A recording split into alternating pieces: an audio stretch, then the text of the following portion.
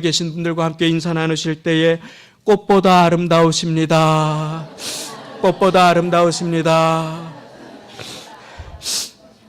할렐루야. 참으로 그렇습니다.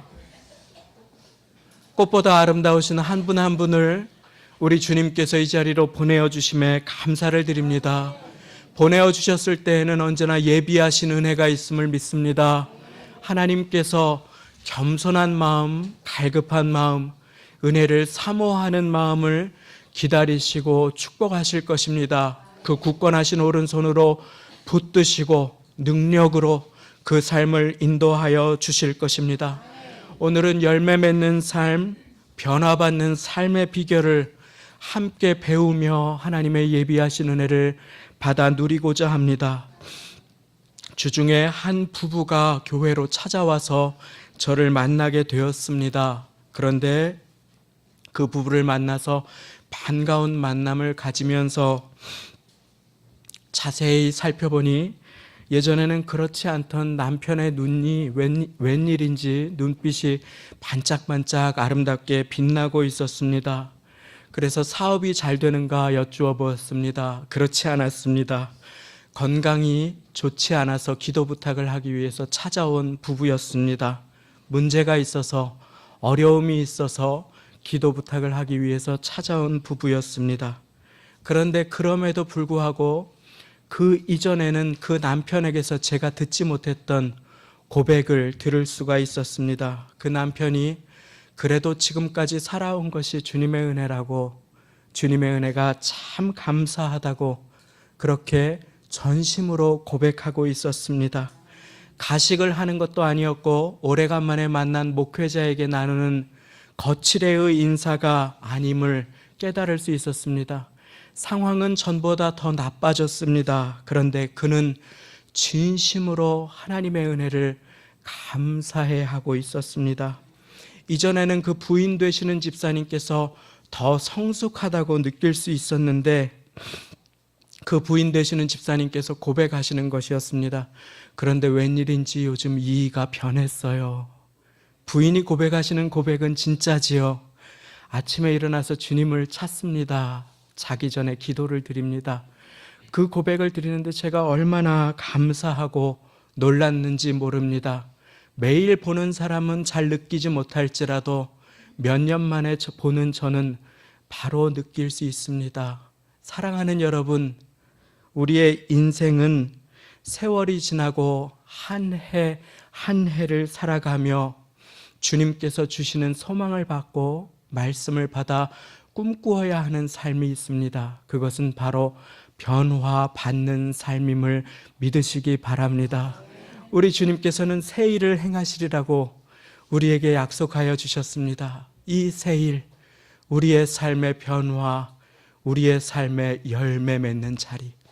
누군가는 변화와 열매 맺는 자리로 나아갑니다. 해를 지날수록 거듭할수록 어려움의 파도가 몰려올수록 변화와 열매의 자리로 한 걸음 한 걸음 주님의 손을 붙들고 나아갑니다.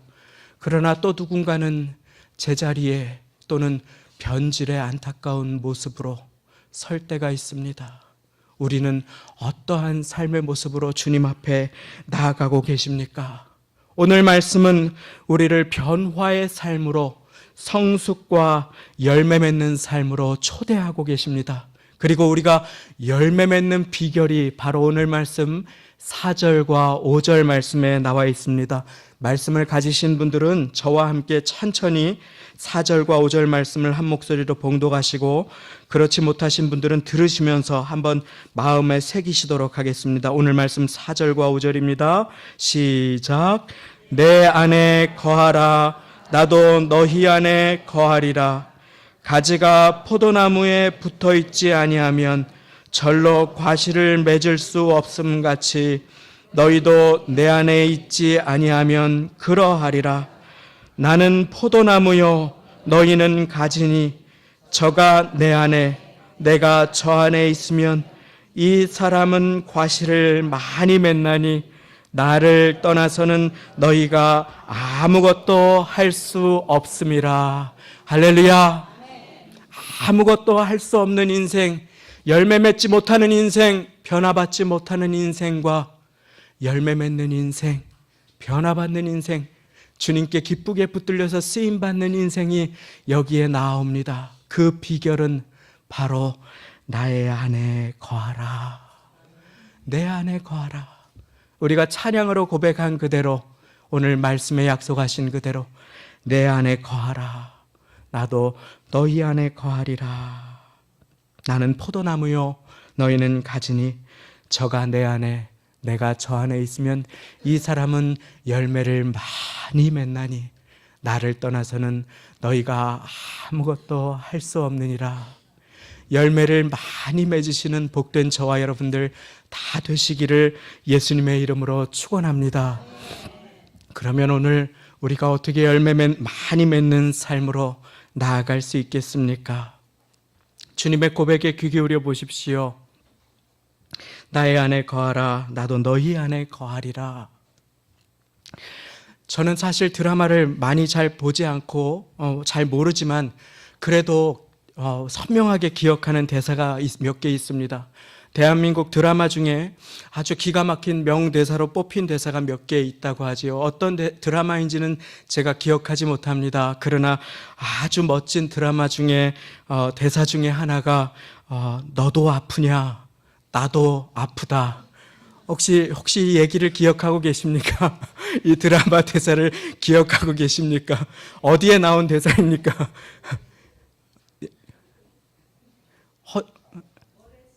모래시계, 예. 기억을 못 하셔서 감사합니다. 그만큼 기도를 열심히 하신 것으로 제가 그렇게 생각하겠습니다. 허준인지 모래시계인지 제가 잘 알지 못합니까? 너도 아프냐? 나도 아프다. 우리가 아파할 때 주님께서 참으로 아파하고 계심을 믿으시기 바랍니다. 이 많은 명대사들이 사실은 주님의 말씀을 모방한 것임을 아십니까? 또 하나의 아주 멋진 명대사가 있습니다. 그 드라마의 대사는 어디에서 나온지 제가 알고 있습니다. 파리의 연인인가요? 거기에서 나온 멋진 남자 주인공 박신양이 그 연인을 향해서 고백하는 이야기입니다. 내 안에 너 있다. 어떻게 아십니까? 내 안에 너 있다. 내 안에 너 있다. 그런데 사랑하는 여러분, 이것이 우리를 향하신 예수님의 고백임을 믿으시기 바랍니다. 예수님 안에 우리가 있습니다. 그 사랑을 받고 계심을 믿으시기 바랍니다. 이 사랑을 우리의 마음에 품을 때 우리는 담대할 수 있습니다. 어디에 가든지 당당할 수 있습니다. 두려움 없이 이 험한 세상을 살아갈 수 있습니다. 우리의 자녀들이 왜 움츠러듭니까? 이 하나님의 사랑을 잃어버렸기 때문입니다. 그 사랑을 전해주어야 할 우리가, 하나님의 음성을 들려주어야 할 우리가 성적이 이게 뭐냐고, 그래서 어디다 쓰겠느냐고 우리의 생각들로 자녀들을 주눅들게 할 때가, 두려움에 사로잡히게 할 때가 얼마나 많은지 모르는 것입니다. 그러나 주님께서는 고백하십니다. 내 안에 네가 있다고, 내 안에 너희가 있다고 그렇게 말씀하여 주십니다. 그러며 우리를 주님 안으로 초대하여 주십니다. 내 안에 거하라. 나도 너희 안에 거하리라. 내 안에 거하라. 나도 너희 안에 거하리라. 우리의 인생 가운데 변화받을 수 있는 비결, 우리의 인생 가운데 열매 맺을 수 있는 유일한 비결은 바로 주님 안에 거하는 것임을 믿으시기 바랍니다. 우리가 주님 안에 거할 때, 그때에 바로 주님께서는 우리의 인생을 통하여 새 일을 행하여 주실 것입니다. 우리가 주님 안에 거할 때, 우리가 주님 안에 거할 때. 그런데 사랑하는 여러분, 이렇게 설교를 듣고 내가 주님 안에 거해야지 하고 결단합니다. 그런데 집에 가서 살아보면 인생이 녹록하지 않습니다. 누군가를 변화시키기는커녕 내 삶의 열매 맺기는커녕 나도 변화시킬 수가 없는 자신임을 발견하게 됩니다. 열심히 살아보셨지요? 변화 얼마나 어렵습니까? 내가 나를 변화시키는 것이 얼마나 어려운지 모릅니다. 나는 그냥 제자리로 자꾸 돌아가는 나를 발견하고 낙심하고 실망하고 죄책감에 사로잡힐 때가 참 많습니다. 그런데 어느 한 분의 이야기를 통해서 위로를 받은 적이 있습니다. 제가 신학교에 다닐 때 9시 뉴스데스크 앵커였던 한 분이 저와 함께 신학교 동기로 신학교를 다니셨습니다. 조정민이라고 하는 목사님입니다. 그분이 고백하기를 20대에는 자기가 세계를 변화시키려고 했다고, 30대에는 조국을 변화시키려고 했다고, 40대에는 조국이 너무 커서 안 되겠길래 자식들이라도, 두 아들이라도 변화시키려고 했답니다. 그런데 안 돼서 그 50대가 되자 배우자라도 내가 한번 바꾸어 보려고 했답니다. 배우자 바꿔집니까? 아니시지요. 결코 그렇지 않습니다. 그분이 60대가 되고 고백합니다. 나만 바뀌면 된다고. 나만 변화받으면 된다고. 그런데 여기까지는 제가 한번 말씀드린 적이 있지요. 후속타가 있습니다. 그분이 고백하시기를 60대가 마무리되면서 보니까 나도 변하기가 어렵다고. 자, 이것에 고개를 끄덕이시는 분들은 아실 것입니다. 내가 나를 변화시킬 수가 있습니까? 결코 그렇지 않습니다. 그런데 사랑하는 여러분, 소망이 있습니다. 우리 주님께서는 변화를 받으라 라고 하십니다. 이것이 무엇입니까? 내가 변화를 일으키는 것이 아닙니다. 변화의 주체는 내가 아닙니다. 변화는 하나님께서 주시는 것입니다. 우리는 변화를 받는 것입니다. 우리는 주님 안에 거하여 열매 맺는 것임을 믿으시기 바랍니다. 그 이전에 주님을 위해서 열심을 내다가 넘어지신 분들 계십니까? 낙심하지 마십시오. 실망하지 마십시오. 주님께서 주시는 소망 안에 거하십시오.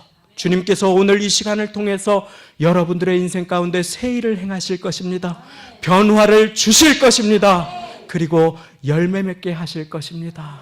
자, 그러면 어떻게 구체적으로 우리가 열매 맺는 삶으로 나아갈 수 있습니까? 5절 말씀, 내 안에 거하라, 나도 너의 안에 거하리라 라고 하시는 주님께서는 그러면 구체적으로 우리가 어떻게 열매 맺는 삶을 살 수 있을 것인지를 우리에게 7절 말씀을 통하여 가르쳐주고 계십니다.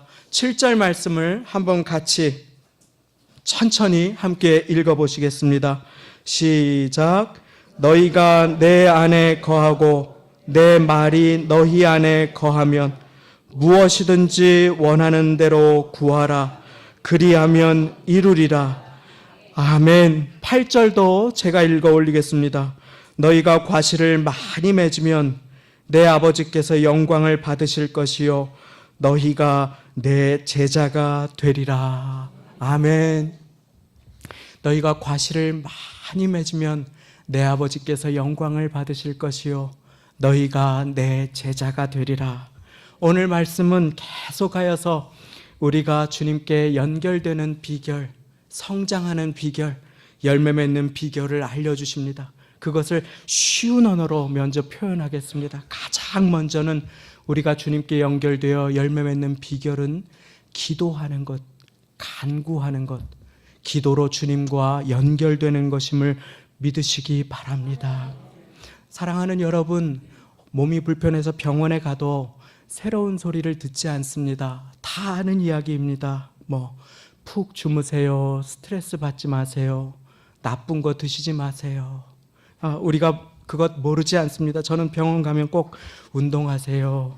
체중 줄이세요. 제가 그건 모르지 않습니다. 그런데 잘 줄어들지 않습니다. 기본을 기억하는 것이 참 중요한 일이지요.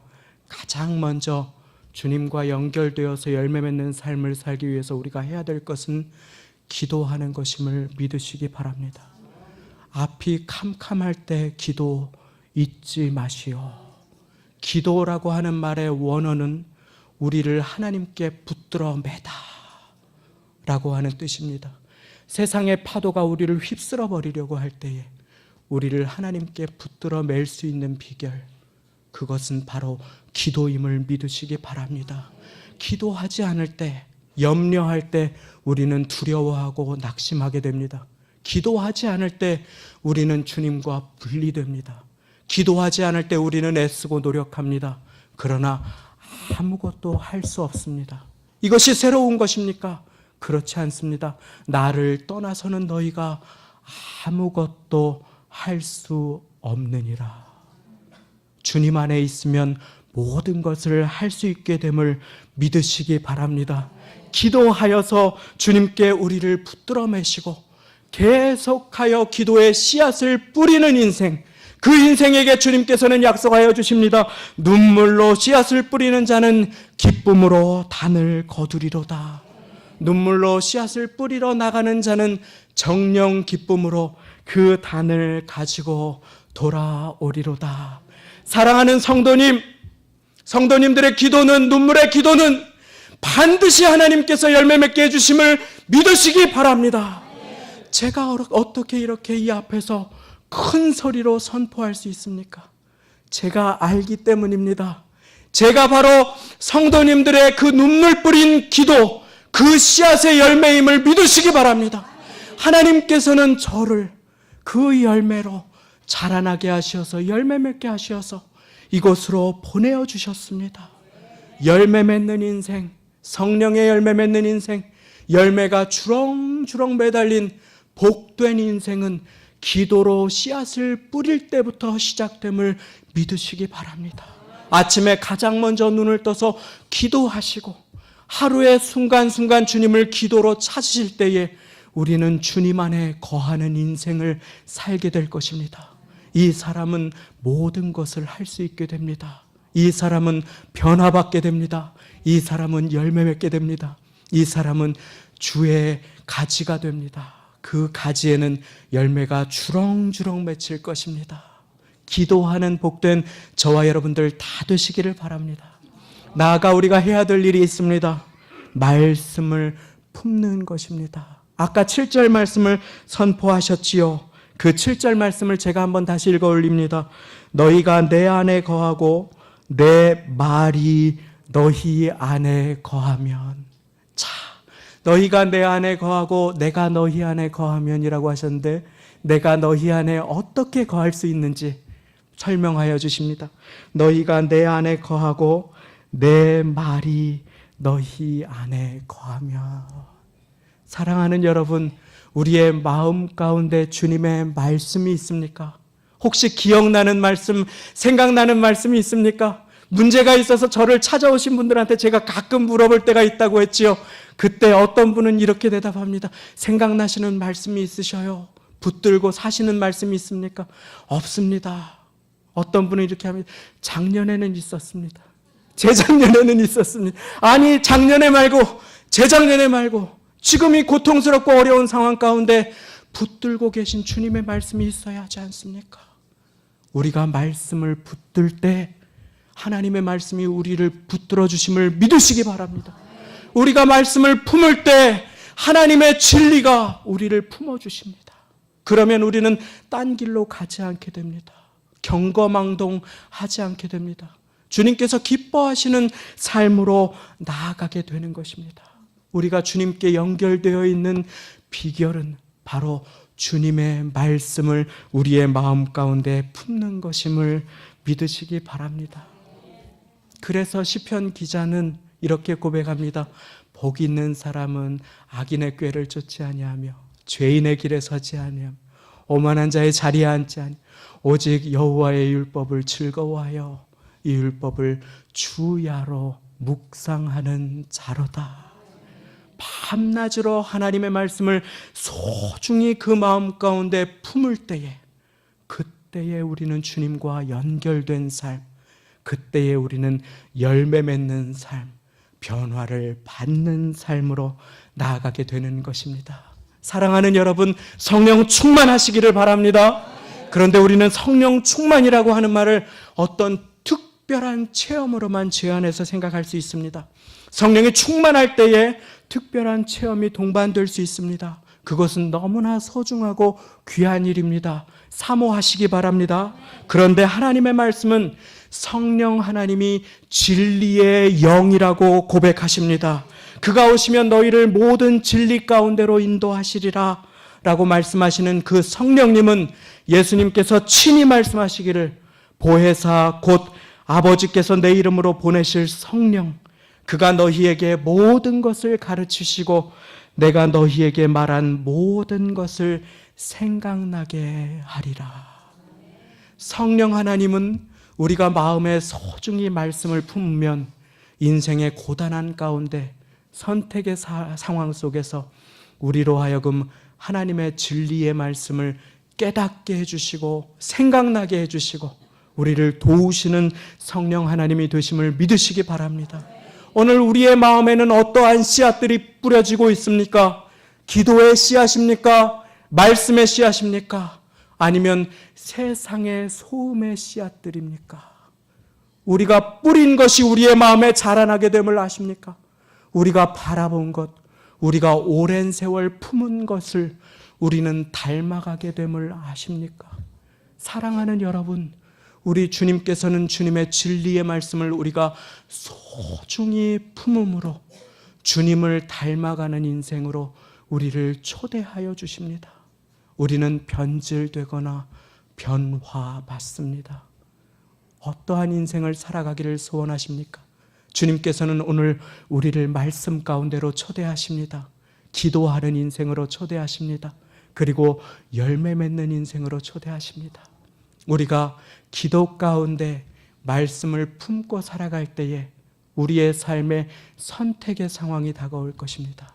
그때 주님께서는 말씀을 따라 결정하게 해주실 것입니다. 우리가 사람을 대할 때 아무리 어려운 사람이라도 우리가 기도하고 하나님의 진리의 말씀을 품으면 하나님께서 기뻐하시는 대로 반응할 수 있도록 우리를 도와주시고 힘주실 것입니다.